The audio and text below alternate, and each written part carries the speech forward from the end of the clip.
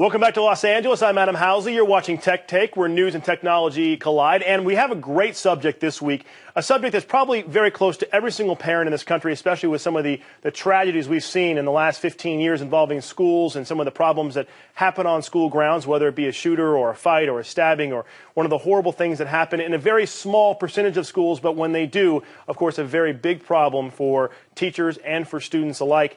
Joining us now in New York is David Ruby. He's the CEO of GEOS, right? GEOS, is that correct, David? That's correct, and good afternoon. Thanks for having me. Anytime, it's such an important topic that we have here, what you guys have done, and we want to get into that right now. You guys are a satellite tracking company, correctly, and now you've moved this technology into schools? So we're a 7-year-old company, and we've been around for 7 years, and over those 7 years, we've saved about 4,000 people in 137 countries around the world by responding to satellite devices. But that's not what we want to talk about today. Today, we want to talk about how we evolved that to focus on school safety. And it's important, explain. So I do want to give a tad background before we get into the school safety part of our conversation, just so people understand when we talk about satellites and saving people around the globe. Are these like devices people wear or carry when they go into maybe some areas that aren't necessarily the safest in the world, and then they set that off and you guys then send someone in to go get them? Just give a very quick background on how you work before the school thing came about. Adam, exactly. They're wearable or carryable devices with an SOS or emergency button. It goes to our Emergency Resource and Coordination Center, which is based in a nuclear bomb blast-proof underground bunker outside of Houston, Texas. And then we coordinate responses all over the world. So then this product has done so well, obviously, for your company. You guys transitioned into helping schools, basically. And as we know, with Sandy Hook and some of the horrible tragedies we've seen over the course of the last 15 years, some of them are just a student going in and going after one teacher, or others, of course, are much more tragic. How did you guys put this into use in our schools? Well, it's a great question. Look, what we tried to do is take our core strengths, which is saving lives, the emergency response center, the ability to provide support even after the fact, and realize that by taking this technology and our core strengths, we could put it into an application as you showed. And the beauty is everybody has a cell phone and it moves with them.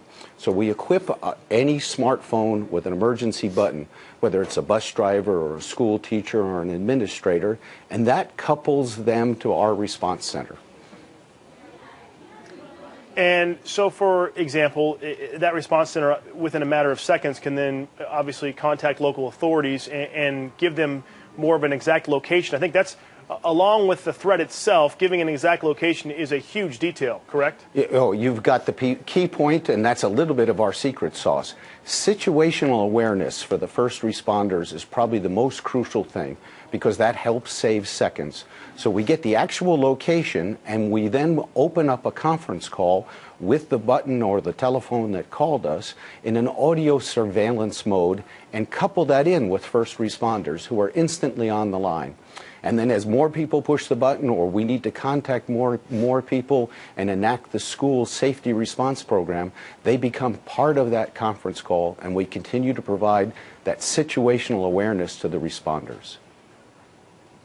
Now, we have seen, at least here in the West Coast, the western region for Fox, we've seen a couple of school districts, one specifically in Oregon, that has basically a panic button, similar to what you would see in a lot of convenience stores around the country, where if someone was to come in, you basically reach under the counter, push a button, and that sends off an alert to authorities at a specific classroom. And in some of the classrooms, they actually have cameras and audio devices. What I think is unique about yours is it can be run from a phone. So, for example, if a teacher's in a hallway or away from the desk or in a place potentially where you can't get to that button quickly or with any kind of frequency, you can basically hit the button on their phone. As we know, everybody pretty much carries their phone with them no matter where they go. Exactly, and you've captured the beauty of it. The phone goes with you everywhere. So if the incident is on the football field, or it's in a school bus, or it's on a field trip, or anywhere, that teacher or that threatened individual has the ability to send the alert to us. And then they're in the conference call, we're in active listening. If they indicate to us, either through chat or by speaking, that it's safe to us to talk to them, then they're patched in, and the 911 operators or the first responders can communicate directly with them. and then we can escalate to other members and other people within the campus. You know, David, I'm familiar with your guys' services because we travel around the globe for Fox. My question really is, the company's done, very well in the area that you guys specialized in for the first 7 years, which was international security and threats. My question to you is, how did this come about? How did you guys make that transition from international security and threats to our schools? And where is the pilot program started at? Okay, so the first part of your question, really, we were deeply moved and deeply concerned about what happened at Newtown. And so we saw that and continued to look at it, and over the course of just 2 weeks, realized that we could take our strengths and apply them from not just saving lives around the globe, but helping to save our kids and aid their safety at schools. And so really bet the company, made a strong, augmented turn to our future direction, and have been focusing very strongly on continuing to build out and deploy safety solutions that are very powerful and very deep. Look, the International Response Center is not a call center. It's staffed with trained first responders, police, fire department, ex-Coast Guard, all FEMA certified, all highly trained in incident escalation. These are true professionals who know how to take care of an incident. And where did you guys start the pilot program at, and what did it entail? How long did it run? That kind of thing. So we're doing pilots now at the prestigious Steiner School here in Manhattan, as well as some public schools out on Long Island. We're looking for lots more pilot schools. We really want to encourage concerned parents, concerned teachers to visit our website, schoolsafetyresponse.com. There's a section there where anyone can nominate their school. Short form, nominate your school, and we'll contact them on your behalf. Now, my question to you is, obviously it's been successful so far. It's a very important technology that I'm sure a lot of people are going to welcome. But when you're done with the pilot programs, is this a situation where schools would pay, or a district would pay a set amount to get this ability in their schools and in the hands of their teachers? I mean, how would this eventually work for the company? So, of course, the pilot program is for them to feel confident, to make sure that our program matches their school safety response program, because we augment and enhance any solution that they currently have. And then after that, it's based on a yearly contract. It's quite inexpensive.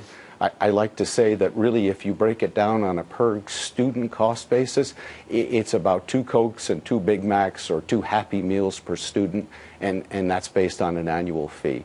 We want it to be aggressively priced so that we could have ubiquitous and broad take-up of the solution.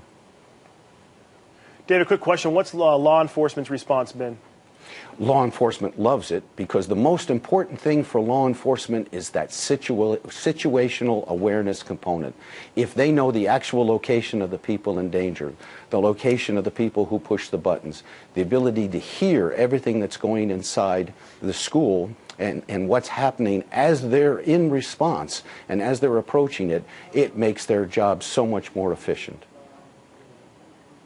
David Ruby, CEO of GEOS. Again, you can find out more information if you want to nominate your school, or just find out more information on the program by going to schoolsafetyresponse.com. Once again, schoolsafetyresponse.com. They're on Twitter as well, @SchoolSafetyApp. David Ruby, CEO of GEOS, really appreciate you coming on. Again, a very important topic. I'd like to have you come back on at some point, talk about international security, because so many companies are sending people overseas these days. We've heard about the Sochi Olympics and that kind of thing. That'll be our next conversation. The school safety app and idea is one that I think is just outstanding. We look forward to seeing how it plays out. Would love to. Thank you very much. Appreciate it. Right. Once again, I'm Adam Housley in Los Angeles. You're watching where news and technology collide. You're watching Tech Take.